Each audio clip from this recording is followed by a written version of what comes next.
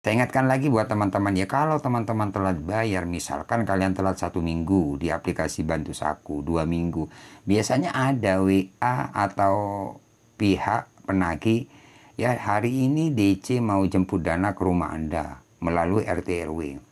Hari ini tim kolektor mau jemput dana ke tempat kerja atau melalui RT RW. Nah kayak gitulah tim lap. Assalamualaikum warahmatullahi wabarakatuh. Oke teman-teman, balik lagi di channel Markas Pinjol.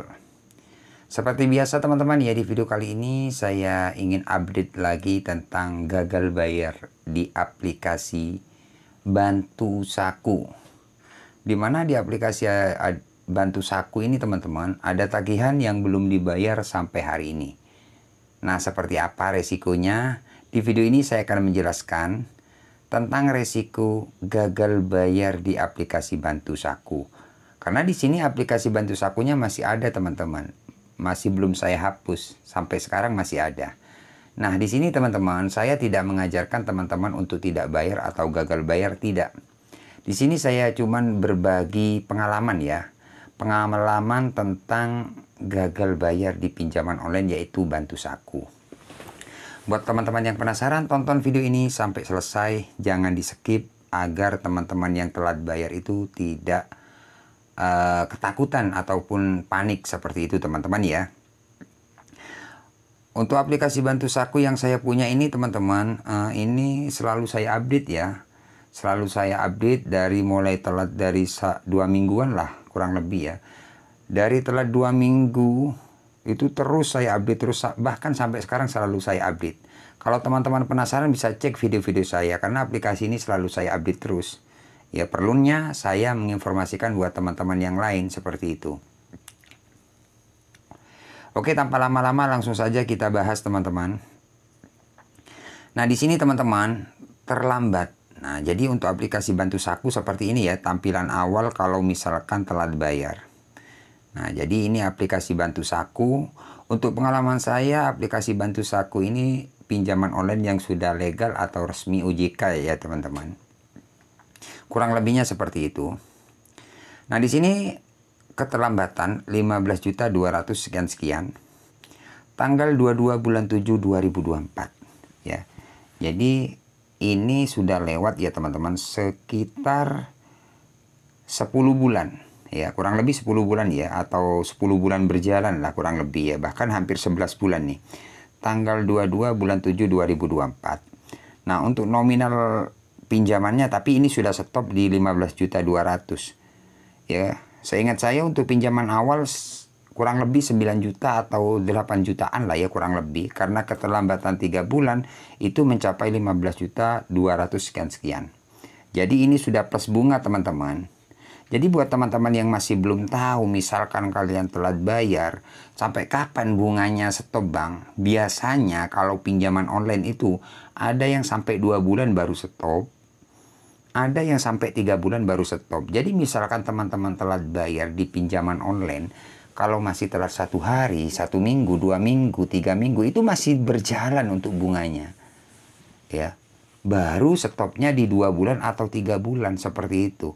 Masalah besar kecil bunganya itu tergantung berapa besar pinjaman kalian. Jadi kalian bisa cek lah di aplikasinya kalau teman-teman penasaran tentang bunganya. Seperti itu teman-teman ya. Sebenarnya kalau dari saya pribadi, buat teman-teman yang telat bayar, misalkan kalian sudah nanti nunggu uang 3 minggu atau 2 minggu bahkan sampai 1 bulan, gimana ya nanti bunganya ini tetap berjalan. Kalau saya bayar nanti besar sama bunganya. Sebenarnya kalau teman-teman sudah telat bayar, itu biasanya dapat 1 minggu, 2 minggu, 3 minggu, bahkan sampai 1 bulan, 2 bulan itu masih ada tawaran dari pihak penagih disuruh bayar pokoknya aja. Untuk bunganya itu dihapus 100%. Jadi buat teman-teman yang masih punya etikat baik mau bayar pinjaman online apa saja, kalian nggak usah pikirkan bunga, karena dari pihak penagih nanti dapat tawaran disuruh bayar pokoknya saja. Seperti itu loh teman-teman ya. Jadi ini khusus teman-teman yang masih belum paham. Soalnya banyak teman-teman yang WA saya, yang komen di kolom komentar, itu bang gimana bunganya bang? Nanti besar bang. Jadi kalian nggak usah pikirkan bunga misalkan kalian masih ada etikat baik. Nanti kalau teman-teman sudah telat 1 minggu, 2 minggu, 1 bulan, 2 bulan, pasti dapat tawaran disuruh bayar pokoknya. Seperti itu ya. Untuk dendanya dihapus 100%. Nah, seperti itu teman-teman ya. Oke, nah ini keterlambatan sudah 10 bulan. Untuk pertanyaan dari teman-teman, apakah aplikasi Bantu Saku ada sebar data, Bang? Untuk aplikasi Bantu Saku ini sebar data nggak ada, teman-teman. Cuman kalau teman-teman telat bayar, kalian harus kuat mental. Karena semua pinjol itu kebanyakan kalau telat bayar itu yang pasti itu meneror. Ya, biasanya cara penagihannya kasar, bahkan nakut-nakuti, data mau disalahgunakan, ya kayak gitu-gitu. Itu sebenarnya sudah biasa, itu kelakuan DC pinjol, teman-teman. Banyak teman-teman yang panik karena sudah dapat WA kayak gini, Bang. Bang, saya sudah dapat chat kayak gini, Bang. Bang, saya sudah ditelepon katanya gini-gini. Sebenarnya itu hanya nakut-nakuti, teman-teman. Itu gertak kalian. Ya DC pinjol ya taunya nakut-nakuti kalian agar kalian bayar gitu loh. Makanya kalau teman-teman sering nonton video saya, kalian mungkin tidak akan panik ya. Karena saya sering telepon DC yang sering nakut-nakuti.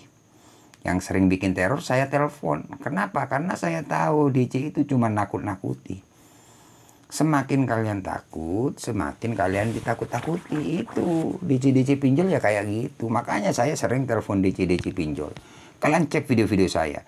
Itu yang saya telepon itu DC yang sering neror saya. Saya teror balik gitu loh. Saya bikin marah dia. Ya. Jadi untuk aplikasi Bantu Saku ini kurang lebihnya aman ya, nggak ada sebar data karena untuk pengalaman saya nggak ada. Apakah menghubungi di luar Kondar? Kalau masalah Kondar atau kontak darurat itu pasti dihubungi kalau teman-teman telat bayar.